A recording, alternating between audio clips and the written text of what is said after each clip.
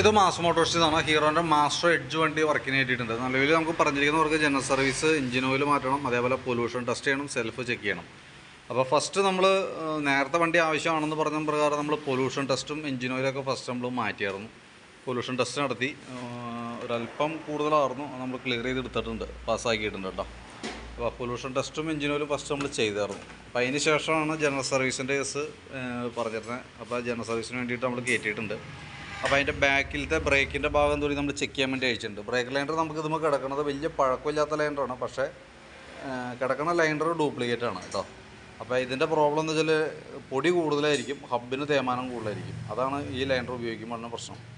അപ്പോൾ വേണമെങ്കിൽ മാറ്റിയിടാം, അതല്ലാന്നുണ്ടെങ്കിൽ മാക്സിമം ഇത് ഉപയോഗിച്ച് തീർന്നിട്ട് മാറ്റി കളഞ്ഞാലും മതി.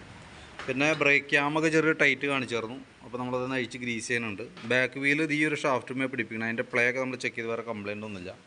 ബാക്ക് ടയറിൻ്റെ കണ്ടീഷൻ നോക്കി, ടയർ ഏറെക്കുറെ തീർന്നിട്ടുണ്ട്, മാറ്റിയിടാനായിട്ട് നോക്കാം. ഹബ്ബിന് വേറെ നിലയിൽ കംപ്ലയിൻ്റ് ഒന്നുമില്ല കേട്ടോ. പിന്നെ ഗിയർ ഓയിൽ ചെക്ക് ചെയ്തിരുന്നു, നല്ല ഓയിലാണ്. എയർ ഫിൽറ്ററിൻ്റെ ഭാഗത്ത് നമ്മൾ ചെക്ക് ചെയ്ത് ക്ലിയർ ചെയ്തിട്ടുണ്ട്, നിലവിൽ വേറെ പ്രോബ്ലം ഒന്നുമില്ല. വലിയ പഴക്കമില്ല, പക്ഷേ ഒറിജിനലൊന്നുമല്ല, ഇതിപ്പോൾ കിടക്കുന്ന ഫിൽറ്റർ ഡ്യൂപ്ലിക്കേറ്റാണ്. തൽക്കാലം നമുക്ക് ക്ലീനാക്കി റീസെറ്റ് ആക്കാം. നമ്മൾ പൊല്യൂഷൻ എടുക്കണേക്കാളും ഓൾറെഡി അതൊക്കെ ജസ്റ്റ് ഒന്ന് ക്ലീൻ ചെയ്തതിന് ശേഷമാണ് പൊല്യൂഷൻ ടെസ്റ്റ് നടത്തിയത്. അപ്പോൾ അത് തൽക്കാലം തന്നെ മതി. പിന്നീട് നമുക്ക് മാറ്റും, എന്തെങ്കിലും പൈസ കൊടുത്ത് മേടിച്ചേക്കാല്ലേ. പിന്നീട് മാറ്റണ സമയത്ത് ഇതെല്ലാം ഒറിജിനൽ പാർട്സ് ഇടാനായിട്ട് ശ്രദ്ധിക്കാം. പിന്നെ ക്ലച്ചിൻ്റെ ഭാഗം നമ്മൾ അഴിച്ചിട്ടുണ്ട്. ക്ലച്ച് ഗ്രീസിങ്ങിനായിട്ട് അഴിച്ചാണ്. അത് ഓൾറെഡി നമുക്ക് ജനറൽ സർവീസിൽ ചെയ്യുന്ന വർക്കാണ്. അപ്പോൾ അതിന് വേണ്ടിയിട്ട് നമ്മൾ അഴിച്ചതിൻ്റെ ഓരോ ഭാഗങ്ങൾ നമ്മൾ ചെക്ക് ചെയ്യുന്നുണ്ട്. ബെൽറ്റിൻ്റെ കണ്ടീഷൻ നോക്കി, നമ്മുടെ വണ്ടി ബെൽറ്റ് ഡ്രൈവാണ്. അപ്പോൾ അത് ബെൽറ്റിൻ്റെ കണ്ടീഷൻ നോക്കുമ്പോൾ നിലയിൽ വേറെ ഡാമേജ് ഒന്നുമില്ല, വലിയ പഴക്കമില്ലാത്തതാണ്. പിന്നെ അതിൻ്റെ variator body, boss driver, roller കാര്യങ്ങളൊക്കെ നമ്മൾ ചെക്ക് ചെയ്യുന്നുണ്ട്. ഇതൊക്കെ അതിൻ്റെ ഓരോ ക്ലച്ച് യൂണിറ്റിൻ്റെ ഓരോരോ പാർട്സുകളാണ് കേട്ടോ. അപ്പോൾ അതിന് നോർമൽ സാധാരണ രീതിയിലുള്ള തേമാനൊക്കെ ഉള്ളൂ, കംപ്ലയിൻ്റ് ഒന്നും പറയാനായിട്ടുള്ള കണ്ടീഷനൊന്നും ആയിട്ടില്ല. ക്ലച്ച് യൂണിറ്റൊക്കെ ചെറിയ തുരുമ്പുണ്ട്, അപ്പോൾ അതൊക്കെ ഒന്ന് അഴിച്ച് ഗ്രീസ് ചെയ്ത് റിസെറ്റ് ചെയ്യാം. ഇത് നമുക്ക് ക്ലച്ച് ഗ്രീസിങ്ങൊക്കെ ഓൾറെഡി നമുക്ക് ജനറൽ സർവീസിലുള്ളതാണ് കേട്ടോ.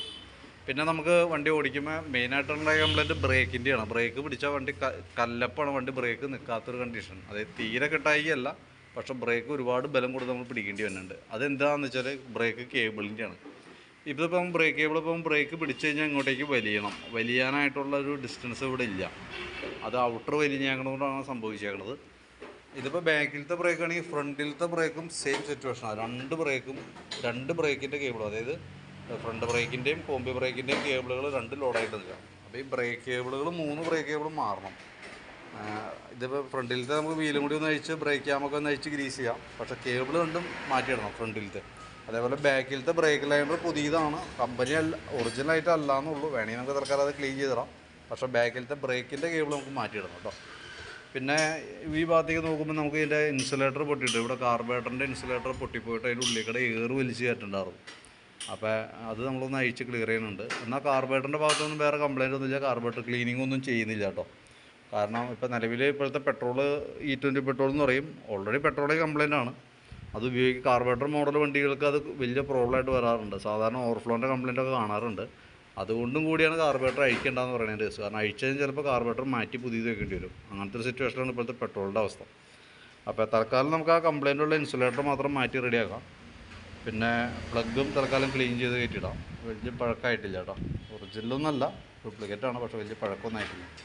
സെക്കൻഡറി ഫിൽറ്റർ യൂണിറ്റ് ആയാലും വലിയ അഴുക്കൊന്നും ആയിട്ടില്ല, അപ്പോൾ ഒന്ന് ക്ലീൻ ചെയ്ത് കയറ്റിയിട്ടാൽ മതി. പിന്നെ ഫ്രണ്ടിലേക്ക് വരുമ്പോൾ നമുക്ക് പിന്നെ ഉള്ളത് ഫ്രണ്ട് വീലിൻ്റെ ബെയറിങ്ങൊക്കെ ചെക്ക് ചെയ്ത് വേറെ കംപ്ലയിൻ്റ് ഒന്നുമില്ല. ടയറൊക്കെ ആയാലും പുതിയ ടയർ അടക്കണം.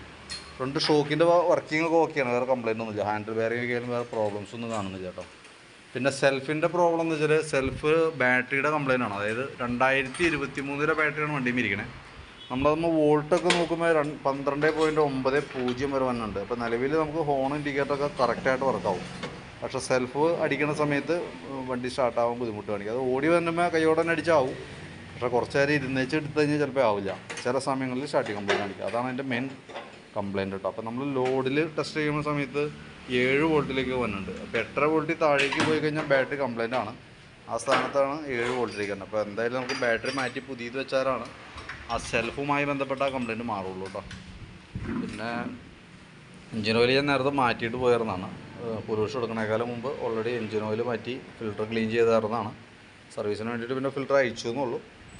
ഓയിൽ എന്തായാലും നമ്മൾ മാറ്റി പുതിയ ഓയിൽ ഒഴിച്ചാണ് കേട്ടോ. അപ്പോൾ ഞാൻ അതിൻ്റെ ഒരു ഏകദേശം ഒരു എസ്റ്റിമേറ്റ് ആക്കിയിട്ട് അതിൻ്റെ ഡീറ്റെയിൽസ് ഒന്ന് വാട്സപ്പിലേക്ക് ഷെയർ ചെയ്തിടാം. അപ്പോൾ വീഡിയോ കണ്ടു കഴിയുമ്പോൾ നോക്കിയിട്ടൊന്ന് റിപ്ലൈ ഇടാം. നമുക്ക് ജനറൽ സർവീസിന് പുറമേ നമുക്ക് 3 കേബിളുകളോട് മാറാനുണ്ട് കേട്ടോ. അപ്പോൾ അത് 3 കേബിൾ മാറാനുണ്ട്. പിന്നെ ഓൾറെഡി നമുക്ക് പൊല്യൂഷൻ എടുത്തിട്ടുണ്ട്. അപ്പോൾ അതിൻ്റെ എല്ലാം ഉൾപ്പെടുത്തിയിട്ടുള്ളൊരു എസ്റ്റിമേറ്റാണ് വാട്സാപ്പിൽ ഇടണേ. വീഡിയോ കണ്ടു കഴിയുമ്പോൾ നോക്കിയിട്ടൊന്ന് റിപ്ലൈ ചെയ്യണം. അതനുസരിച്ചിട്ട് നമുക്ക് വർക്ക് കംപ്ലീറ്റ് ചെയ്യാം കേട്ടോ.